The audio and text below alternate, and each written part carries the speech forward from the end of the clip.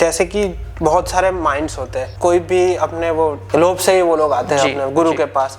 तो क्या एक सच्चे गुरु को मिलने से उनकी साधनाएं, जो उनकी जो रिक्वायरमेंट्स होती है कि जैसे मेरे को है, मुझे बहुत सारे लोभ से मुझे ये चाहिए वो चाहिए, तो मैं गुरु का ज्वाइन करता हूँ तो मेरी चीजें वो पॉसिबल है कि मुझे जो चीजें चाहिए वो मिल सकती है? पहली बात तो ये है कि इस चीज में सिर्फ तंत्र को ना समझ के वेदांत को भी समझे तो वहां पे आपको बहुत सारी क्लैरिटी मिलेगी। सुख और दुख जो है ना, वो सिर्फ और सिर्फ हमारे मन की परिभाषा है। और वो इस तरह से है कि अगर किसी झोपड़पट्टी में बच्चा रह रहा है, उसको अगर पूछो कि आपके लिए सुख की परिभाषा क्या है, तो वो कहेगा कि मुझे भरपेट खाना मिले वही सुख है मेरे लिए। लेकिन अगर कोई बिलियनर के बेटे को पूछोगे कि आपके लिए सुख की परिभाषा क्या है, तो उनकी परिभाषा अलग होगी। इसका मतलब यह है कि वो एग्जिस्ट एक्चुअली नहीं कर रहा है। अगर मुझे एक छोटा सा फोड़ा या फूफा हुआ है एकदम से और मुझे दुख रहा है, बॉयलर हुआ है, तो वो मेरे लिए दुख है। लेकिन मेरे परिवार में किसी को कैंसर हुआ है, तो उसके सामने मेरा वो छोटा सा बॉयलर कुछ नहीं है। तो कंपैरेटिव है कि गुरु जो है ना, सबसे पहले तो उनका ये इल्यूजन ही दूर कर देते हैं कि सुख और दुख जैसा कुछ है ही। ये बात माननी पड़ती है कि माया के जगत में अगर हम रहना चाहते हैं तो इस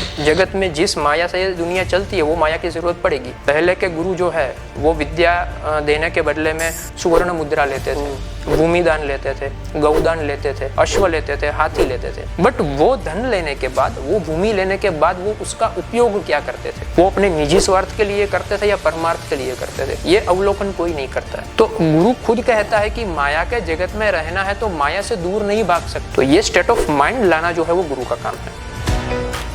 MNH, घर सजाएं, खुशियां लाएं।